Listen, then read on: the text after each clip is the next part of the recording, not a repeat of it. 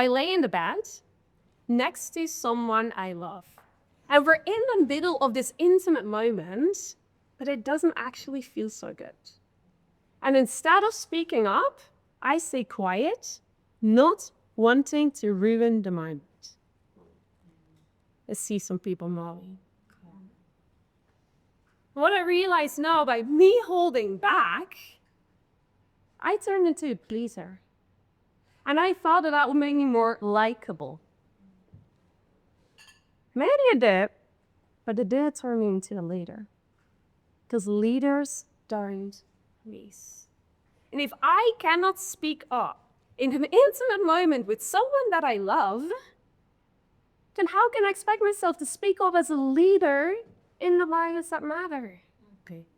Because that is where leadership starts, not on the stage, not on the meeting, not in the conference room, but in how deeply you show up as a leader in every moment of your life.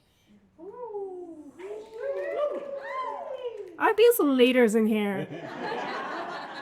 So close your eyes and feel. Where in your life are you still pleasing? And where in your life are you already leaving?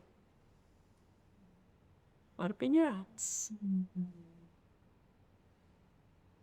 If you found a place where you're still pleasing, I'm curious. Someone found a place where they're still pleasing? Yeah. Well, that awareness is what a leader has. Because that's your doorway into a next layer of leadership. So the invitation that I have is that the impact of your leadership has nothing to do with the title that you have. And it has everything to do with how deeply you embody what you stand for, how deeply you embody what you teach, how deeply you practice and walk your talk.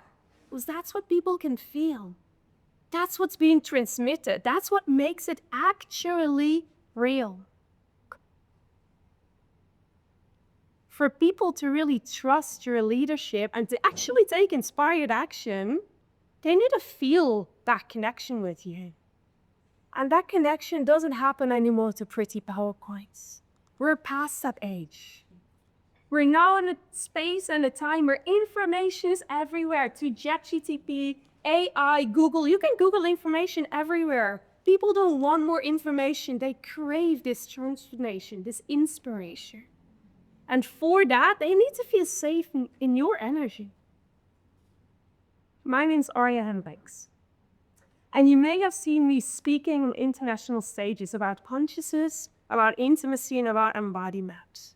And I've built 3 different businesses to establish myself as an expert in that field.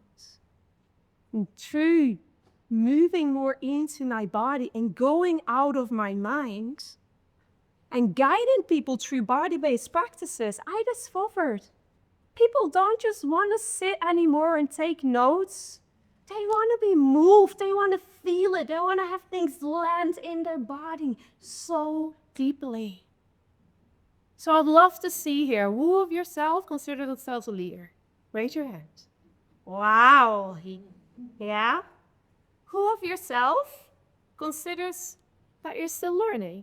Raise your hand. I love this crowd. Because that's a true leader, right? A leader never stops learning. And for me, that really landed when I was invited at a major speaking event in Australia. And it was my first time speaking there. No one knew my name. And I was lined up with some of the most well-known experts in the field. So I'm there in the audience with my notebooks, ready to learn. And as I watch keynotes after keynotes after keynotes, I look back, I pause, and I realize I couldn't actually follow that. There was so much information that came my way, but I didn't remember what they're saying. It didn't really land. Then it's time for my session, not on the main stage, I'm in one of the breakout rooms. And it's my second session of the event. The first one was the day before. And as I walk in, to my surprise, many of the main speakers, they walk in to be present at my session. And I start my session with, what is your intention for being here? And one of them says, everyone is talking about you. People walked out of your session yesterday transformed. I want to know what you're about. I know me. No expectations. Deep breath. These are leaders I look up to.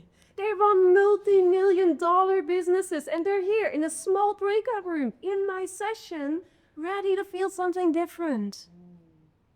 And at the end, two of them, they walk up to me. And the first one says, Arja, you really embody what you teach. And the second, and he really touched me. They say, yes, like tears in his eyes. And he says, this session was so transformative for me. I'm going to make some different choices. And I was comparing myself to them. And now they're here in front of me saying that I made an impact on their life. So what I've learned through these years of guiding people through their body into these practices is that if you want to have an embodied form of leadership that actually makes impact and that gets people to change and shift their life completely, there's 5 layers of embodied leadership that you can follow.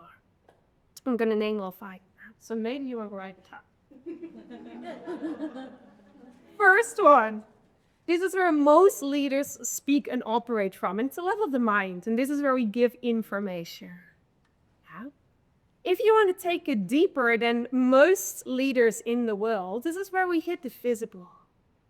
This is where the message isn't just spoken with words, but there's a whole body that supports it.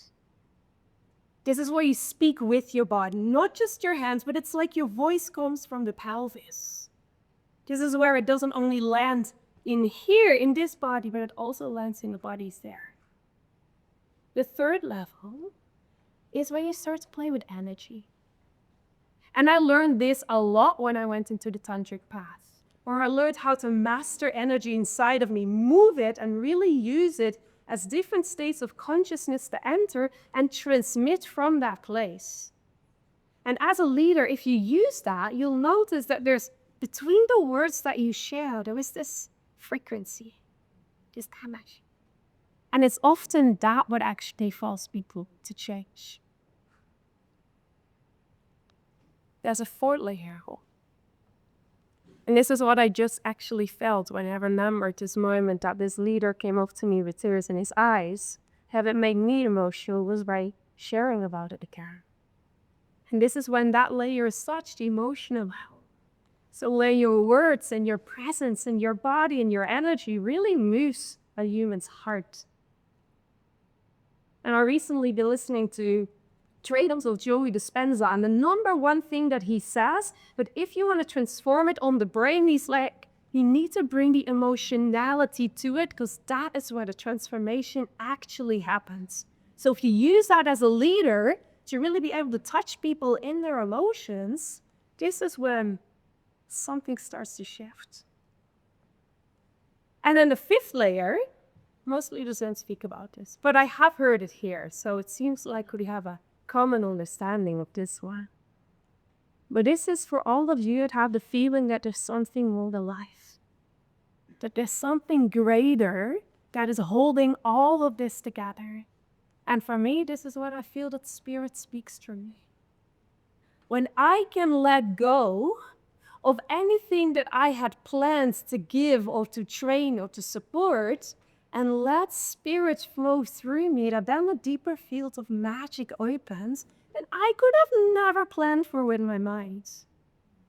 And as a leader, if you are in alignment with these 5 layers, that's when people trust you. That's when your impact really makes a difference. Not just the moment right after the talk, but weeks, months, years later, I have people coming back to me and said, that changed my life. And for me, that's what a leader does. A leader doesn't just inspire, but it makes an impact. Mahatma Gandhi said, "Be the change you wish to see in the world." He didn't say, "Speak the change you wish to see in the world." He was an example of an embodied leader. So I'd love to invite you into this possibility that when a meeting starts, it starts with a breath and not with bullet points. And that when a leader speaks, it comes from their body rather than just the mind. And when decisions in business are made in alignment rather than just obligation. And to me, the moment that I started doing that in all the 3 businesses, magic happens. And such a deeper field of collaborations opens, and everyone is placed in a leadership position, and that is what I believe in. I don't believe in one leader. It's like real queens fix each other's crowns. Yeah, it's like everyone gets to be in a leadership position because we get to be a leader first and foremost in our own life. And we get to support each other to rise when we move from the head really into the body. Yeah. So, this is going to start with you. It's going to start with you and how you take action to move forward as a leader. There's 3 ways that you can do that, and that's what I'm going to leave you with. First of all, before you want to say yes, whether that's on the work floor, in life, to a loved one, to a team member, pause and feel. Am I pleasing because a leader doesn't please? Or is this a full body yes? Second one, when you lead a training, let your voice really come from this deeper place. Let it come from your full body. And the third one, really activate yourself before you're going to activate others. You can do that with a breath, with a power position, with a pulse of energy. But that is then going to ripple outwards and is going to be felt much more by the voice happening. So with this, in my opinion, embodied leadership doesn't change minds, it really changes.